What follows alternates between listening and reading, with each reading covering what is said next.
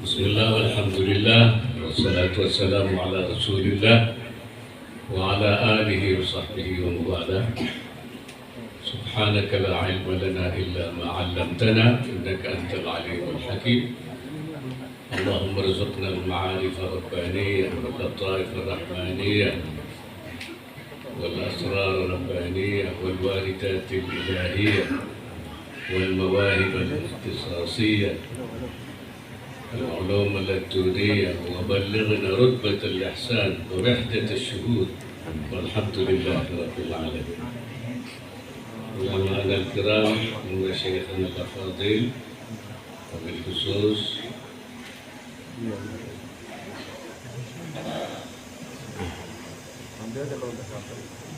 صاحب الفضيلة صاحب المعهد العالم العلامة العارف kita, Tuan Guru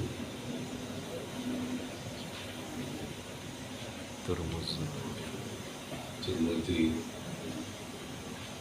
beserta keluarga yang saya hormati Bapak PJ Gubernur NTB Mayor Jenderal Purnawirawan Hasanuddin, Profesor Dr. Adi Fadli Datuk Surya, Ketua Umum Majelis Ulama Provinsi NTB Profesor Muslim, Bapak PJ Bupati Lombok Barat Haji Ilham, Wakil Muslim Betawi, lalu Pak Jilan Widengan,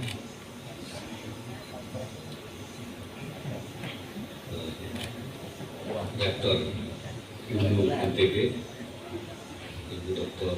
Baik Mujada, MPDI, dan para ulama, para santri, hadirin, santriyin, dan santriwat yang hadir.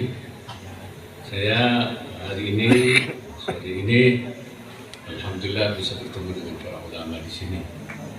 Dalam rangka memperingati awalnya Gus Dur sekaligus. Nah, karena memang memperingati Gus Dur ya juga karena Gus Dur ulama itu, bahkan spesial Gus Dur ulama tapi juga presiden. Ya. Ulama yang pernah jadi presiden, santri yang jadi presiden, dan saya kemudian ikut beliau.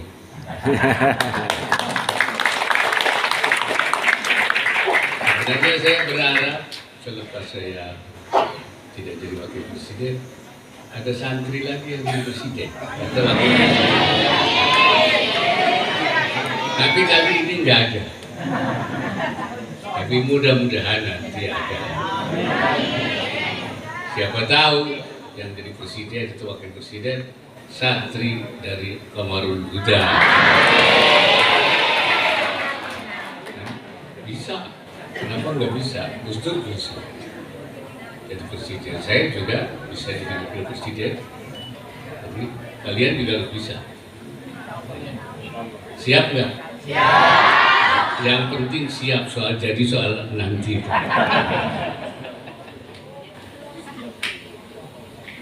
Hadirin sekalian,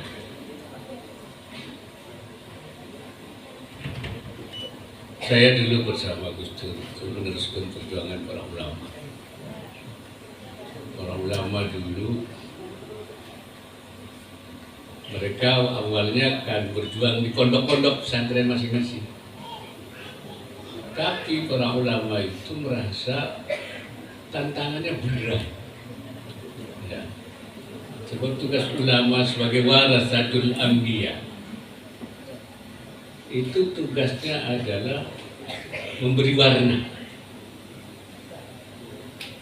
Itu tugas utamanya itu ikhrajun nas minadh dhulumati ila nur. mengeluarkan orang manusia dari zulum. Zulum apa? zulumatil jahiliyah, kegelapan jahiliyah, ilan nur, kepada cahaya nur, nurul imaniyah. Jadi dari kegelapan itu tugas para nabi, para rasul itu. Karena itu kalau ada jahiliyah, nabi ngutus nabi dan rasul. Kullama zaharatil jahiliyah arsalallahu nabiyyan wa rasulah. Begitu jahiliyah datang, Allah kirim nabi, kirim rasul. Jahiliyah datang, kirim nabi Nuh. Jahiliyah datang, kirim nabi Ibrahim. Jahiliyah datang, kirim nabi Musa.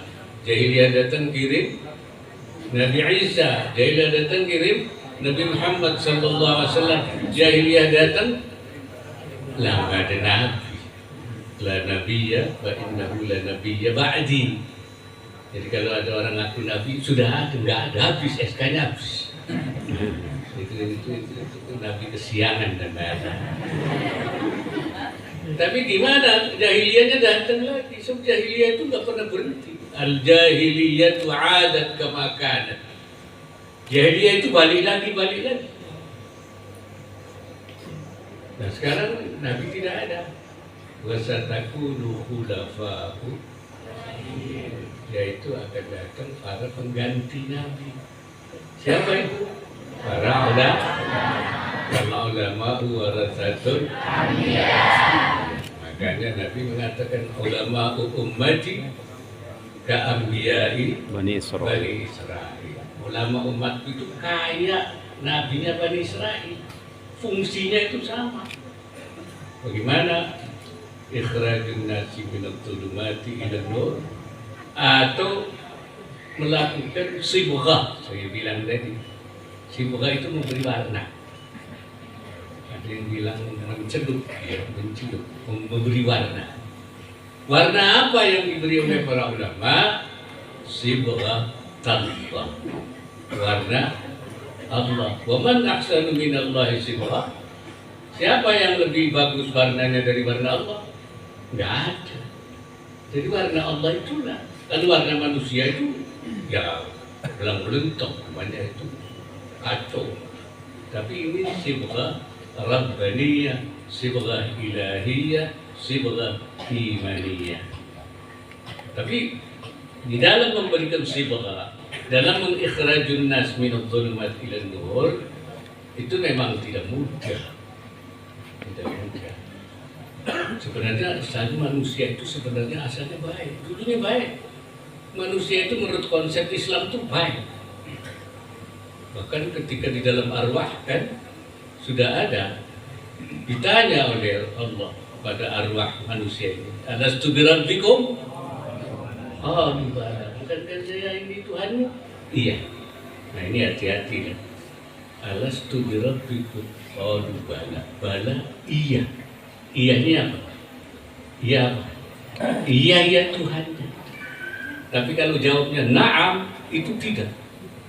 Alastu birabbikum? Apakah saya bukan Tuhanmu? Na'am, bukan. Oh, ini kan ilmu nahwunya itu. Ya. Kalau dibilang qalu bala, iya, iyanya beriman. Kayak waktu Nabi Ibrahim, Rabbi arini kaifa tuhyil mauta, perlihatkan pada saya bagaimana engkau menghidupkan orang mati. Allah tanya, awalam tu'min, apa kamu tidak beriman? Ibrahim, qala bala, saya iya. Apa tidak beriman? Bala, iya. Kalau jawabnya bala, iya beriman. Tapi kalau jawabnya na'am, iya tidak beriman. Jadi kalau apa namanya itu pertanyaan itu ba'da nafi, itu jawabnya bala menjadi isbat. Kalau jawabnya na'am menjadi nafi. Nah itu ilmu nahwunya itu ya. Itu saya kira kalian semua terfaham itu. Paham kan? Paham ustaz. Yang paham ustaznya. Yang satunya belum. Jadi tetapi kemudian karena pengaruh nafsu, pengaruh setan, setan jin, setan manusia segala macam. Nah mulai. Jadi tugas sebenarnya ulama itu mengembalikan itu, mentobatkan. Tobat itu kan kembali. Jadi kembali dia itu. Kenapa? Karena sudah menyimpang, makanya disebut dalal. Jadi orang kalau sudah maksiat, sudah menyimpang dari jalan benar, itu fi dalalin mubin. Kembalikan. Cuman banyak yang tidak mau kembali. Bahkan banyak juga yang marah, suruh kembali marah. Padahal kiai cuma suruh balik ke awal baliknya. Makanya waktu lahir disebutnya apa? Kullu mauludin fitrah, kembali ke fitrah saja, enggak mau. Bahkan ada juga yang marah. Bahkan ada juga yang menghalangi. Ya, ada. Yuriduna ayyudfi'u nurallahi biafwahihi. Mereka ingin mematikan cahaya Allah dengan mulutnya, dengan provokasinya, ya. Jadi bagaimana mematikan supaya tidak jalan gitu. Ada juga yang kata Allah, liyasuddu an sabilillah. Mereka mendermakan uangnya, hartanya untuk menghalang-halangi jalan Allah. Ada juga. Jadi itu tidak mudah. Ada yang ingin mematikan, ada yang ingin menghalangi, ada yang pakai derma, pakai dana, pakai uang, ya, pakai fasilitas segala macam. Ada yang pakai provokasi dengan berbagai cara, ya, supaya mati. Maka itu para ulama itu tidak bisa bekerja sendiri-sendiri, ya. Makanya dulu para ulama ngumpul, itulah makanya dibentuk namanya Nahdlatul Ulama. Itu buat ngumpulin kiai bareng aja belum tentu bisa, karena banyak halangan, betul. Apalagi sendiri-sendiri, fardi-fardi, nafsi-nafsi. Nah, dikumpulkan supaya jadi satu, supaya bareng menghadapinya, supaya ada wahdatul ra'yi atau wahdatul ara, pandangannya sama, wahdatul sufuf, supaya barisannya satu, wahdah.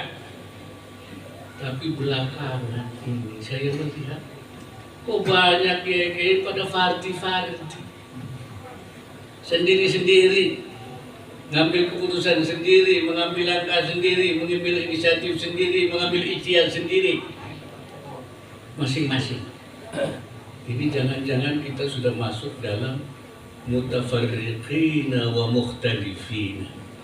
Sudah berpisah-pisah, sudah berselisih-selisih.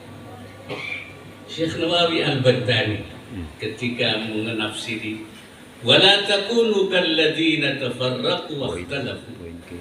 Kamu jangan seperti orang-orang Yahudi yang tafarruq, berpisah-pisah dan berikhtilaf. Apa kata tafsirnya Syekh Nawawi? Ay tafarraqu bil udwan, saling berpisah dengan saling bermusuhan. Wa ikhtalafu fid din, dan ikhtilaf dalam agama. Nah, ini yang awnya ini penting. Tafarraqu bil abdani, berpisah badannya, fisiknya berpisah-pisah, sendiri-sendiri. Bi ansara kullu wahidin minar ruhbani ra'isan fi baladi. Masing-masing daripada pendeta-pendeta itu jadi rois sendiri, kepala sendiri di negeri masing-masing. Tsumma ikhtalafu, kemudian ikhtilaf. Sesudah itu gambarnya seperti apa? Bi ansara kullu wahidin minhum yadda'i annahu 'alal haqq wa anna sahibahu 'alal batil. Dia mengaku dirinya itu benar dan yang lainnya batil.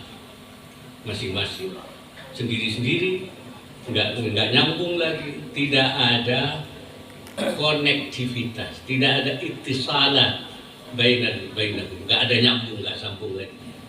Dan masing-masing aku saya yang benar, dia salah, saya benar. dia salah. Itu tafarraqu wakhtalafu. Kemudian Syekh Nawawi mengutip pendapatnya Imam Fakhrul Razi, sahibul Tafsiril Kabir, mengatakan, "Lau ansafta alimta anna aktsara ulama'i hadzal zaman mausufuna bitilka sifat." Kalau kamu perhatikan dengan seksama, kamu akan tahu bahwa kebanyakan ulama kita zaman ini sifatnya seperti itu. Sifatnya apa? Yaitu ra'isan fi baladi wa yadda'i annahu 'alal haq. Masing-masing di negaranya masing-masing jadi kepala dan masing-masing ngaku benar sendiri. Itu kata Imam Fakhrul Razi pada zamannya, itu antara 400-500 tahun, itu 1000 tahun yang lalu. Jadi sudah begitu. Saya bilang sekarang lebih jelek daripada itu. Sekarang lebih buruk daripada itu. Apa lebih buruknya?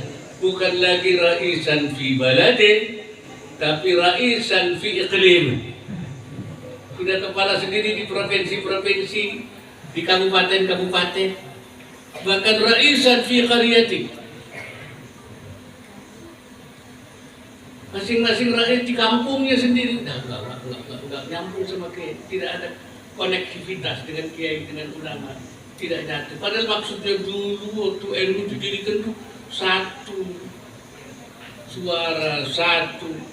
Kalau dari atas A di bawah A, di atas B, di B di bawah B.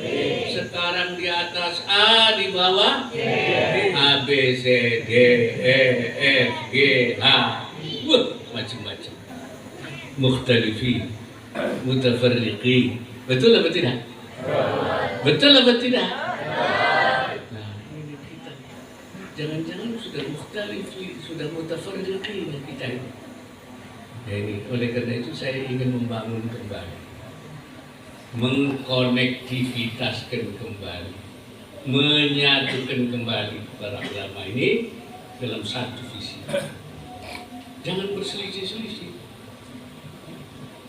Boleh kita berikhtilaf. Ada ungkapan ikhtilafu ummati rahmatu. Ikhtilaf umatku itu rahmat. Dalam hal apa? Yang rahmat itu dalam hal apa? Nah ini. Imam As-Subuki mengatakan annal ikhtilafa ala thalathati aqsamin. Ikhtilaf itu hanya tiga dalam soal. Dalam soal itu ada tiga. Pertama, fil usul, di dalam hal yang usul, yang pokok, yang akidah, menyangkut akidah, yang istilahnya itu ma'lumun minad dini bid-daruri, yang sudah semua orang sudah tahu itu, sesuatu yang given atau sesuatu yang mujma' alaih. La mujma' alaih itu tidak boleh. La yukhtalaful mujma'u alaihi. Barang yang sudah mujma' itu tidak boleh ikhtilaf.